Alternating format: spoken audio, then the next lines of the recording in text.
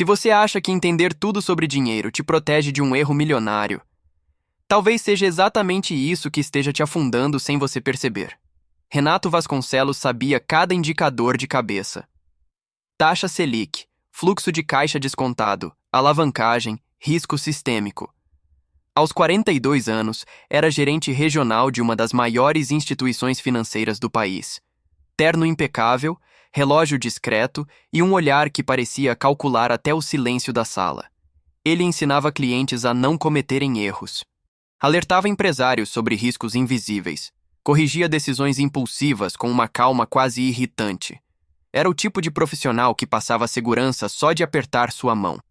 Mas havia uma decisão que ele nunca contou para ninguém, nem para a diretoria, nem para os clientes, nem para a própria esposa. E foi exatamente essa decisão que abriu um buraco silencioso de milhões. Tudo começou com um investimento seguro. Seguro no papel, seguro nos relatórios. Seguro nas reuniões com gráficos coloridos projetados na parede de vidro da sala de conferências. Renato analisou tudo. Pelo menos era isso que ele acreditava. O projeto envolvia um fundo estruturado com promessa de retorno acima da média. Ele viu o potencial antes dos outros. Antecipou o movimento. Convenceu investidores importantes a entrar cedo. Era a chance de consolidar sua reputação nacionalmente. Você já tomou uma decisão que parecia perfeita, mas tinha algo estranho que você escolheu ignorar? No caso dele, foi uma cláusula. Pequena, técnica, quase invisível no meio de 87 páginas de contrato. Um detalhe sobre garantias cruzadas que poderia gerar efeito dominó caso uma empresa específica do grupo quebrasse. Ele viu. Ele entendeu. Ele calculou o risco e decidiu não falar sobre isso. Não porque não sabia, mas porque acreditou que conseguiria controlar. Nos primeiros meses, tudo foi como planejado. Os relatórios mostravam um crescimento consistente. A diretoria elogiou sua visão estratégica. Clientes agradeciam. Alguns chegaram a transferir todo o patrimônio para aquele fundo. Renato dormia pouco, mas sorria muito. Só que existia um detalhe que ele não compartilhou. Uma das empresas do grupo já apresentava sinais de instabilidade antes mesmo do lançamento do fundo. Nada público, nada oficial. Apenas movimentações atípicas que ele detectou ao cruzar dados internos. Ele pensou, vai se ajustar. Pensou, é temporário. Pensou, se eu levantar isso agora, posso matar o projeto antes de nascer. E você? Teria levantado a mão naquela reunião? Ou teria ficado em silêncio para proteger sua própria aposta? O problema não foi ignorar por desconhecimento. Foi ignorar sabendo. O silêncio dele começou pequeno. Uma decisão estratégica. Uma omissão calculada. Uma confiança excessiva na própria capacidade de antecipar cenários. Até que um e-mail chegou numa terça-feira às 6h17 da manhã. Assunto: revisão urgente de exposição. Ele leu uma vez, depois de novo. Depois fechou o notebook. Naquele instante, Renato entendeu que o erro não era mais teórico. Era real. E já tinha crescido demais para ser escondido facilmente. Mas ele ainda tentou. E é aqui que a história começa a ficar perigosa. Porque quando alguém que entende tudo sobre dinheiro decide esconder um erro, o prejuízo não é só financeiro. Se você já esteve em uma situação em que percebeu um erro tarde demais, comente abaixo. Quero saber se você teria feito diferente no lugar dele.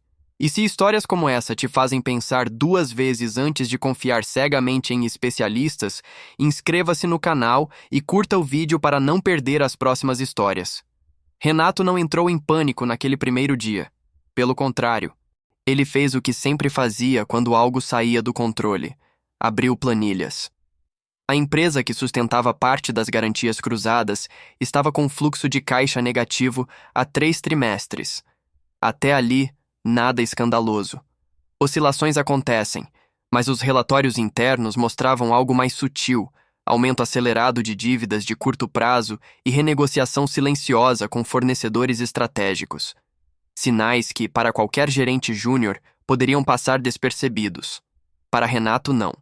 Ele viu antes de todo mundo. E mesmo assim, decidiu administrar por dentro. Naquela semana, convocou uma reunião reservada com 2 analistas de confiança. Pediu projeções mais conservadoras Simulou cenários de estresse, refez cálculos até tarde da noite. Ajustou relatórios antes de enviá-los à diretoria, suavizando curvas, reorganizando gráficos, priorizando indicadores positivos. Nada ilegal, apenas seletivo. Você já apresentou só a parte boa de uma informação para evitar desgaste? O fundo continuava captando milhões. Empresários indicavam amigos. Um médico aposentado transferiu o patrimônio acumulado em 30 anos. Uma família vendeu um imóvel para aplicar no produto que Renato descreveu como estrategicamente estruturado para a resiliência. Ele repetia essa frase como um mantra. Em casa, a tensão começava a escapar por detalhes mínimos. A esposa percebeu o silêncio excessivo durante o jantar. Ele respondia mensagens no meio da madrugada. O celular vibrava e ele saía da cama como se estivesse atendendo uma emergência médica. Não era. Era medo. Só que Renato não chamava de medo. Chamava de gestão ativa de risco. Na terceira semana após o e-mail das 6h17, a empresa problemática atrasou o pagamento de uma debênture interna. Pequeno atraso. 2 dias. Oficialmente, nada grave. Internamente, um alerta vermelho. Ele poderia ter interrompido novas captações naquele momento. Não interrompeu. Se eu travar agora, gero pânico desnecessário. Se eu esperar mais um pouco, posso reequilibrar. Se eu conseguir negociar garantias adicionais, ninguém nem vai perceber. Percebe o padrão? Sempre mais um passo. Sempre mais um prazo. Sempre mais uma tentativa de resolver sozinho. Enquanto isso, o fundo atingia recorde de entrada de capital. A diretoria começou a estudar promovê-lo para uma posição nacional. Seu nome circulava em reuniões estratégicas. Ele estava no auge da carreira. Externamente, sucesso absoluto. Internamente, um cálculo que não fechava. Os relatórios começaram a exigir criatividade contábil dentro dos limites aceitáveis, mudança de classificação aqui, reordenação de exposição ali, ajustes técnicos que apenas especialistas notariam. E ele era especialista. Mas existe algo que nenhuma planilha consegue medir. O peso de saber que você poderia ter evitado tudo antes. Renato começou a evitar certos clientes no corredor. Evitava olhar diretamente para alguns investidores durante reuniões presenciais. Não por culpa assumida. Ainda não. Mas por antecipação. Porque, no fundo, ele sabia que se a empresa quebrasse, o efeito dominó seria brutal. Você teria coragem de apertar o botão de emergência sabendo que isso destruiria sua própria reputação? Ou esperaria mais um pouco, acreditando que ainda dá tempo? Na sexta semana, a notícia que ele temia começou a circular no mercado de forma não oficial. Rumores de insolvência. Rumores ainda não são fatos. Mas no mercado financeiro, às vezes, rumor já é sentença. E Renato estava no centro de tudo, sem que ninguém soubesse. Os rumores viraram ligações. Primeiro, um cliente mais atento perguntou se havia alguma exposição relevante a uma empresa específica. Renato respondeu com firmeza técnica, citando percentuais diluídos, estruturas de proteção, diversificação interna. A resposta estava correta. Parcialmente. Depois vieram 2 pedidos de resgate acima da média. Nada alarmante isoladamente.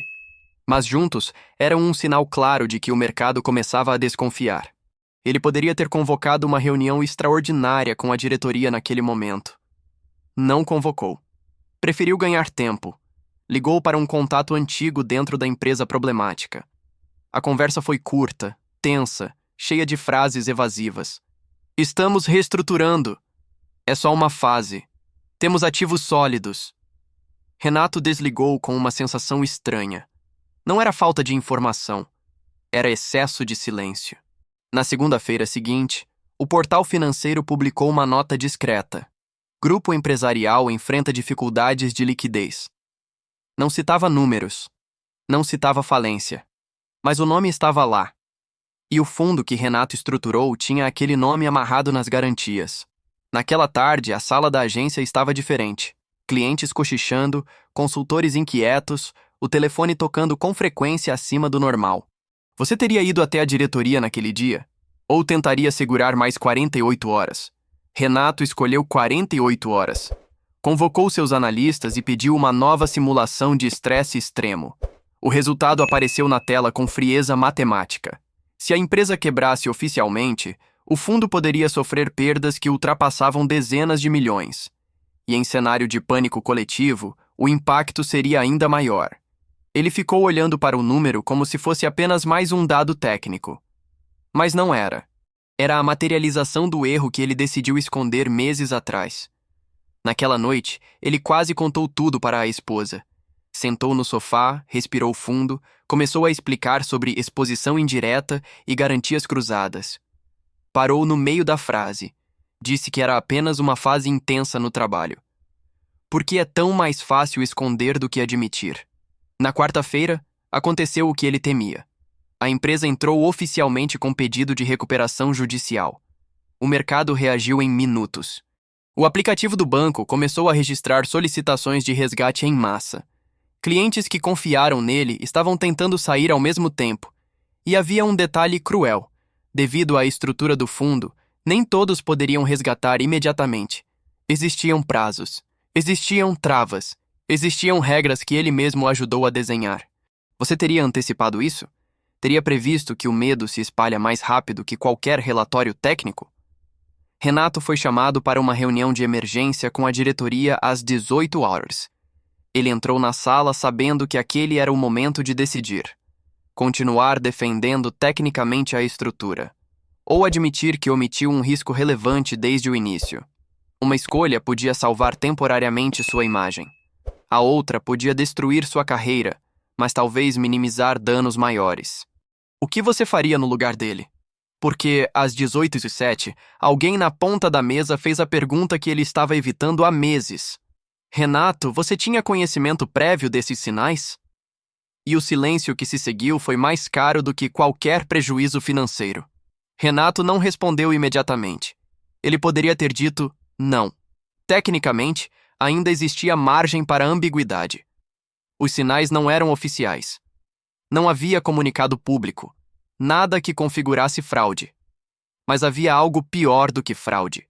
Consciência. Ele respirou fundo e disse apenas uma palavra. Sim.